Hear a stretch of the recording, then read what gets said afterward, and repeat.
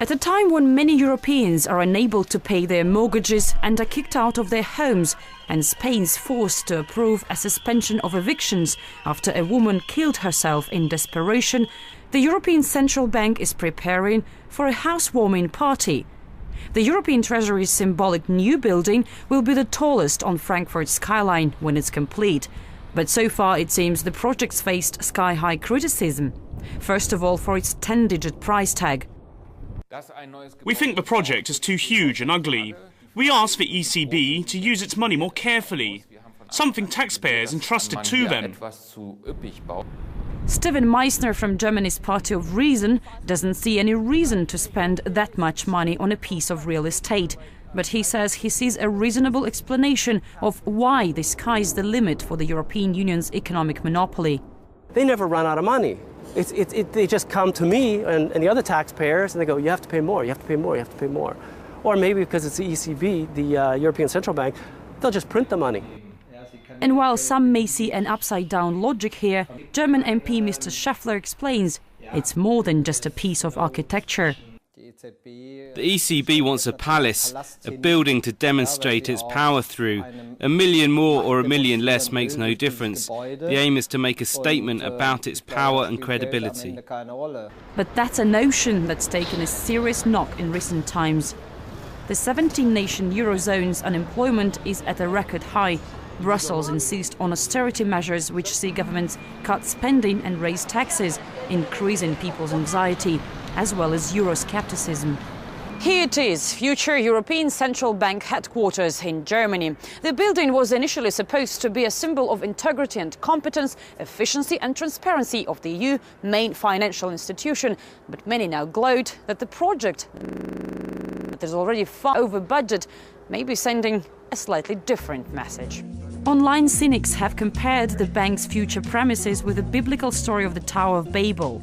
It was meant to reach up to heaven, but ended up instead abandoned, left as a symbol of hubris and conceit. If you look at it, it's considered, I guess, modern architecture, and it sort of looks like, it's been flattened and squeezed and turned around, and it looks like it might even sort of collapse on itself. So it's kind of maybe a fitting symbol. I think it's very possible that the euro itself, the currency, may not even be around by the time they finish that building.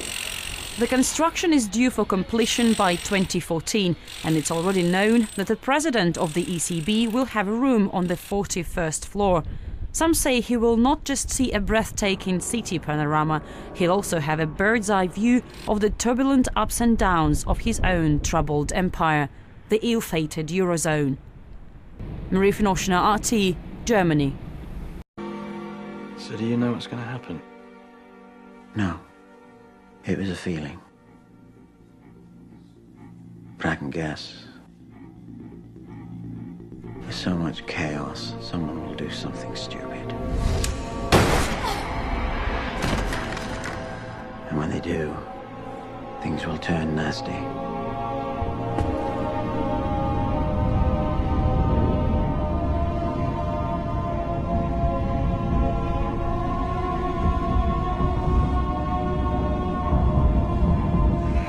Rioters were arrested in Brixton. And then Sutler will be forced to do the only thing he knows how to do.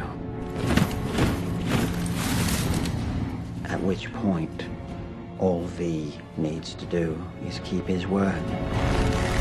And then...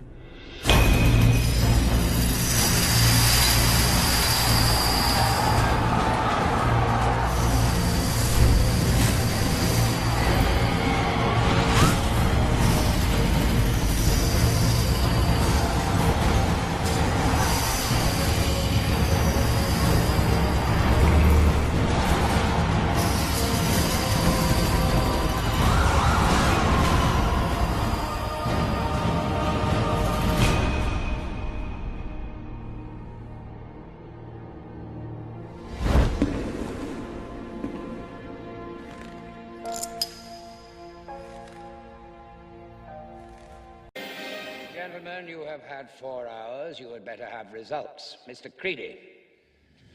The Bailey area is quarantined. All significant witnesses have been detained. Good. Mr. Etheridge. A recording device was found wired into the central emergency broadcast system. DCD was Tchaikovsky's 1812 Overture. Add it to the blacklist. I never want to hear that music again. Yes, sir. We also doubled our random sweeps and are monitoring a lot of phone surveillance, indicating a high percentage of conversation concerned with the explosion. Mr. Dascombe, what are we doing about that? We're calling it an emergency demolition. We have spin coverage on the network and throughout the interlink. Several experts have been lined up to testify against the Bailey's structural integrity. I want Prothero to speak tonight on the dangers of these old buildings and how we must avoid clinging to the edifice of a decadent past. He should conclude that the new Bailey will become the symbol of our time and the future that our conviction has rewarded us. Mr. Hare. Our surveillance cameras captured several images of the terrorists, though the mask obviously makes retinal identification impossible. We also managed to get a picture of the girl that Creedy's men were detaining. Who is she, Mr. Finch? Not sure yet, sir, but we're working on several leads. Anything else?